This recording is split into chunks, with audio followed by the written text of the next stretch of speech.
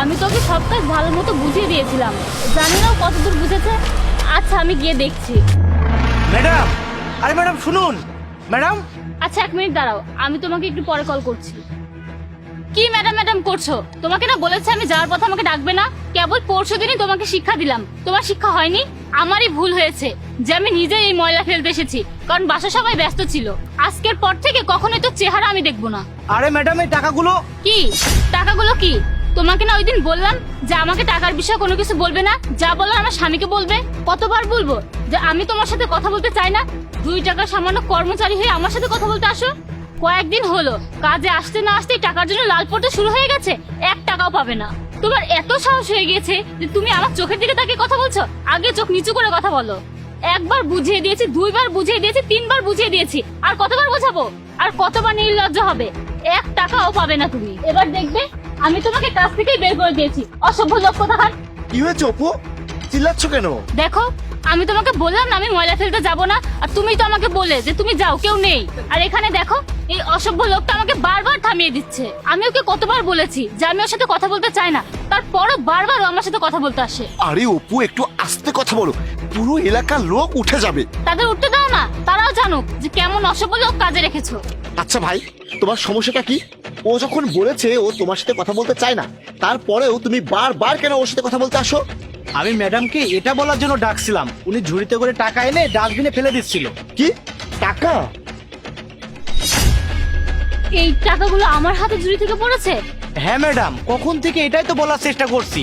এই টাকা আপনার নয় তো আপনার ঝুড়ি থেকেই পড়েছে, কিন্তু আপনি তো আমার কোনো কথা শুনতে রাজিই হচ্ছিলেন না। কি ব্যাপার অপু, তুমি এই লাখ টাকা ঝুড়িতে করে এনে এই ময়লার গাদায় ফেলে যাচ্ছ? এই লোকটা তোমাকে সেটা জানাতে চাচ্ছে, আর তুমি কিনা তার সাথেই এরকম দুর্ব্যবহার করছো।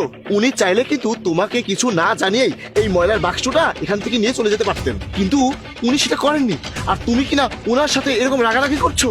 সরি জাহিদ, আমি জানি না এই টাকাগুলো ঝুড়ির মধ্যে কিভাবে আসলো। আর এই টাকাগুলো তো তুমি আমাকে সামনে রাখতে বলেছিলে, আমি তো এই টাকাগুলো আমার কাছে রেখেছিলাম। কোথায় রেখেছিলে টাকাগুলো? টেবিলের উপরে বইয়ের নিচে রেখেছিলাম। আসলে আমি লকারের চাবিটা খুঁজে পাচ্ছিলাম না, তাই ভেবেছিলাম চাবিটা পেলে লকারে টাকাগুলো রেখে দেবো, কিন্তু জানি না এই টাকাগুলো কিভাবে ডাস্টবিনে আসলো। শোনো অপু, কমসে কম কেউ যদি তোমাকে কিছু বলতে চায় তাহলে তার কথাগুলো আগে শুনে নিও, তারপর তুমি তাকে কিছু বলো। আরে তোমার জন্য আজ আমাদের কত টাকা লস হয়ে যেত সেটা তুমি বুঝতে পেরেছো? স্যার, ম্যাডামকে বকবেন না। আমি তো প্রতিদিনই ম্যাডামের বকা খেয়ে অভ্যস্ত হয়ে গেছি। আমরা ইমানদার মানুষ, আমাদের এসব টাকা পয়সার উপরে কোনো লোভ নেই। এজন্য ইমানদারের সঙ্গে ম্যাডামকে বলেছিলাম টাকাগুলো দেখতে। যা আপনার ভালো লাগে আপনারা যাই নিজের ইচ্ছায় দেন, তাতেই আমরা খুশি। এজন্য ম্যাডামের কাছ থেকে কোনো কিছু চাওয়া বন্ধ করে দিয়েছি। দেখেছো অপু, তুমি প্রতিদিন ওদেরকে বকা দাও, ওদেরকে কত কটু কথা শোনাও, তারপরেও উনি আমাদের সাথে কতটা সৎ আচরণ করছেন। আপনি আমাকে মাফ করে দিন। জানি না আমার কি হয়েছে, আপনাকে দেখলে আমার বিরক্ত লাগতো, কারণ আমি ভাবতাম যে আপনি আমাদের সোসাইটির সাধারণ কর্মচারী হয়ে আমার সাথে যদি কথা বলেন তাহলে মানুষ কি ভাববে। এর জন্য আমি সবসময় আপনার উপরে রেগে থাকতাম। আমার এত কথা শোনার পরও আপনি আমাদের টাকাগুলো নিয়ে চলে যাননি, ইমানদারের সঙ্গে আমাদের টাকাগুলো আমাদেরকে ফেরত দিয়েছেন। এজন্য আপনাকে অনেক অনেক ধন্যবাদ। আর আমাকে দয়া করে মাফ করে দিবেন, আমার থেকে এমন ভুল আর দ্বিতীয়বার হবে না। না না ম্যাডাম, এমন কোনো ব্যাপার না। আমাদের কাজই তো ময়লা পরিষ্কার করা। আর স্যার এত ভালো মানুষ, তাই ভেবেছি আপনাদের টাকায় হবে। এজন্যই চাইনি যে আপনাদের সংসারে অনেক বড় ক্ষতি হোক। এজন্য আপনাদের টাকা দেখে আপনাদের ফেরত দিয়ে দিলাম। নাও, এবার টাকাগুলো তুলে নাও, আর নিজের মধ্যে যদি একটু লজ্জা থাকে তাহলে আর কখনো কারোর সাথে এরকম খারাপ ব্যবহার করবে না। চলো।